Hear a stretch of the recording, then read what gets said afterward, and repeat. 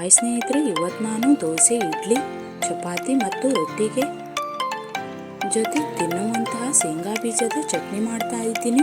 ಹೇಗೆ ಮಾಡೋದು, ಏನೆಲ್ಲ ಬೇಕು ನೋಡೋಣ ಬನ್ನಿ. ನಮಸ್ಕಾರ ಎಲ್ಲರಿಗೂ, welcome back to Jaya recipe. ಶೇಂಗಾ ಬೀಜದ ಚಟ್ನಿ ಮಾಡಲು ಗ್ಯಾಸಿನ ಮೇಲೆ ಕಾವಲಿ ಇಟ್ಟು ಅರ್ಧ ಬೌಲು ಶೇಂಗಾ ಬೀಜ ಹಾಕಿದ್ದೀನಿ.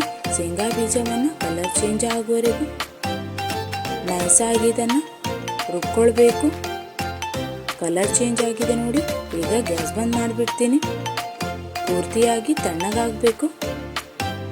ಪೂರ್ತಿಯಾಗಿ ತಣ್ಣಗಾಗಿದೆ. ಈಗ ಮಿಕ್ಸರ್ ಜಾರಲ್ಲಿ ಹಾಕ್ತಾ ಇದ್ದೀನಿ.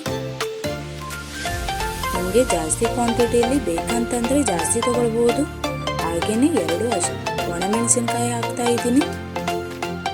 ಮೆಣಸು ಖಾರ ಇರುವುದರಿಂದ 2 ಯೂಸ್ ಮಾಡಿದ್ದೀನಿ. ಬ್ಯಾಡಗಿ ಮೆಣಸು ಆದರೆ 4 ಯೂಸ್ ಮಾಡ್ಬೋದು. ಹಾಗೆಯೇ 4 ಬೆಳ್ಳುಳ್ಳಿ ಹೆಸರು, ಸ್ವಲ್ಪ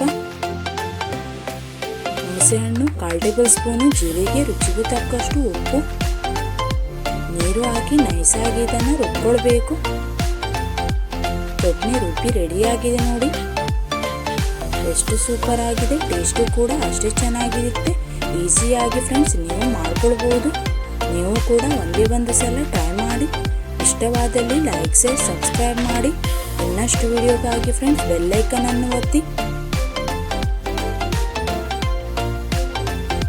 ಯಾರೆಲ್ಲ ಫ್ರೆಂಡ್ಸ್ ನೋಡ್ತಿದ್ದೀರಾ ಅವರಿಗೆಲ್ಲರಿಗೂ ಧನ್ಯವಾದ.